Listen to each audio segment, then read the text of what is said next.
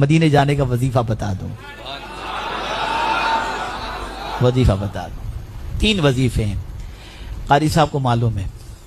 پہلا وظیفہ یہ ہے کہ کوئی سامان لے لیں آپ، مگا وغیرہ، گلاس وغیرہ، جو آپ کی طاقت ہو۔ آپ یہ نہ دیکھیں کہ میرے پاس پیسہ نہیں، میں کیسے جا سکوں گا، نہیں، آپ گلاس مگا کچھ لے لیں، اس پر لکھ دیں سامان مدینہ، میں اس کو مدینے میں یوز کروں گا، بس رکھ دیجئے، پھر دیکھیے سرکار کا کرم کیسے ہوتا ہے۔